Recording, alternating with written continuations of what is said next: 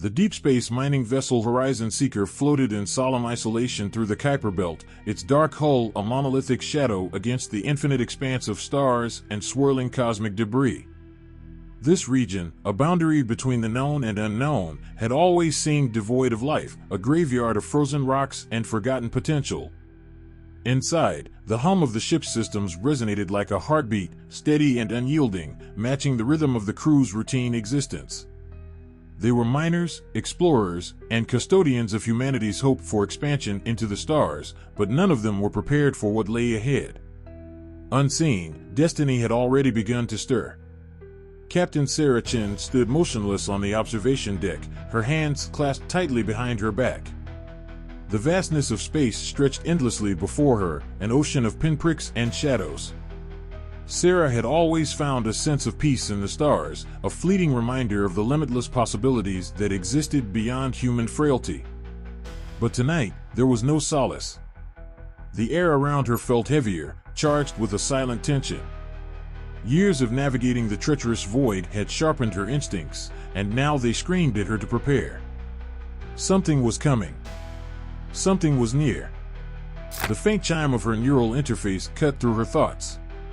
"Captain, you'll want to see this," came the voice of Dr. Marcus Rodriguez, the Horizon Seeker's chief scientist.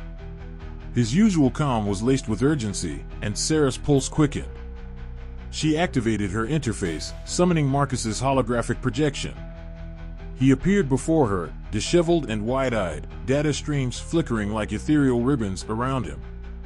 "Quadrant 7, he said, pointing to a glowing display of shifting quantum patterns. "We've picked up unusual energy signatures, off the charts, beyond anything we've cataloged before." Sarah leaned closer, studying the data. The patterns swirled with hues that seemed to defy human comprehension, their movement hypnotic and unnerving. Her brow furrowed. "Analysis?" she asked, her voice steady despite the growing unease in her chest. Marcus hesitated, as if reluctant to put the truth into words. "It's artificial," he finally said. "And ancient. We've never seen anything like it." He expanded the hologram, revealing a crystalline structure embedded within a tumbling asteroid.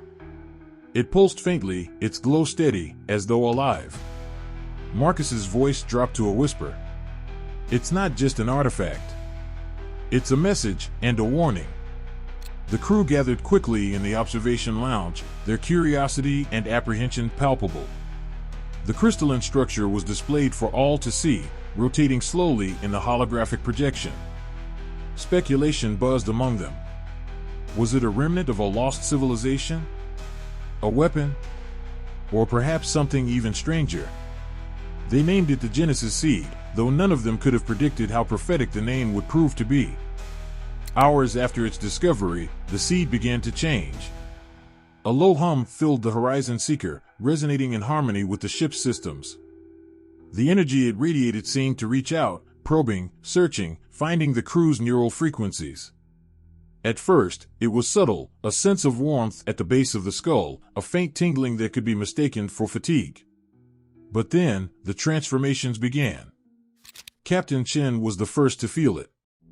Her vision blurred, then sharpened, as if reality itself had peeled back a layer. The quantum web of the universe unfolded before her, shimmering strands of energy and matter connecting everything. She gasped, overwhelmed by the scope of what she could now see. "I can feel," she murmured, her voice trembling with wonder. "Everything." The changes swept through the crew like wildfire.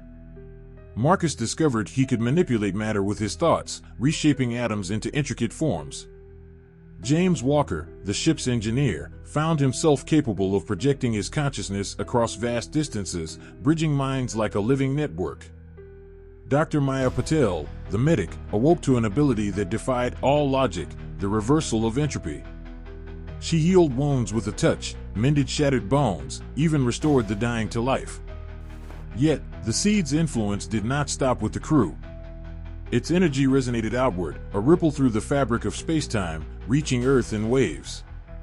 Across the planet, people awoke to powers they could scarcely comprehend. A child in Mumbai painted the future in vivid murals. A farmer in Iowa bent storms to his will.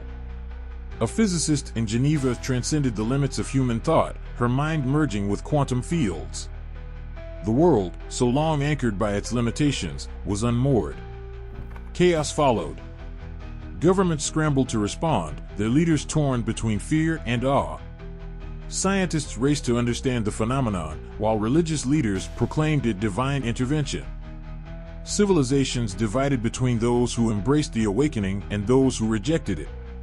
Factions formed, some seeking to harness the power, others to suppress it. Back aboard the Horizon Seeker, the crew grappled with their own transformation. Sarah, her consciousness now vast and unfathomable, could feel the pulse of the planet as if it were her own heartbeat. The turmoil on Earth was a storm in her mind, every cry for help a dagger in her soul. "We have to guide them," she told her crew, her voice heavy with resolve. "If we don't, this will destroy us." But humanity was not alone. At the edge of the solar system, alien probes emerged, their sleek forms shimmering with unknown technology. "They're watching us," Marcus announced grimly. The probes heralded the arrival of the galactic hegemony, an alliance of ancient civilizations who had long guarded the balance of power in the cosmos. Their emissaries approached, bearing neither greetings nor threats, but cold, calculating questions. Ambassador Zerath, their spokesperson, spoke with the weight of millennia. "Your evolution is unprecedented," he said. "You are a singularity in the galactic order. We must assess whether you are a threat." Maya Patel, now humanity's representative, faced the alien envoy with unyielding calm. "We seek peace," she said, her voice carrying the strength of a species newly awakened. "Our transformation is not a weapon, it is a promise."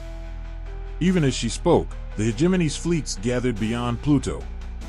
Their presence was a shadow over Earth's newfound potential, their intentions clear: containment or annihilation. Sarah convened her crew in the ship's radiant core, their shared consciousness weaving into a single, unified will. "We will show them," she said, not with violence, but with truth. In a daring move, the Horizon Seeker amplified the seed's power, broadcasting visions of hope and unity across the galaxy. The hegemony hesitated, their ancient fears clashing with the possibility of something greater. But fear is a powerful enemy. Within their ranks, some demanded humanity's destruction, unwilling to risk the upheaval of the galactic order. Meanwhile, on Earth, the awakening continued. Children born under the seed's influence displayed abilities beyond imagination. The world teetered between chaos and transcendence. The crew of the Horizon Seeker knew the answer lay in the seed's origins. "We must go beyond," Sarah declared. "To understand what we've become, we must find where this began." The ship, now a living extension of the crew's collective power, prepared for the journey. As the hegemony's fleets loomed and Earth's future hung in the balance, the Horizon Seeker ignited its engines, a beacon of light in the darkness. "This is not the end," Sarah said, her voice resonating through the shared consciousness of her crew. "It's the beginning." With a burst of energy, the ship vanished into the stars, leaving behind a world forever changed and a galaxy holding its breath. Humanity's story had only just begun, and the universe waited to see how it would unfold.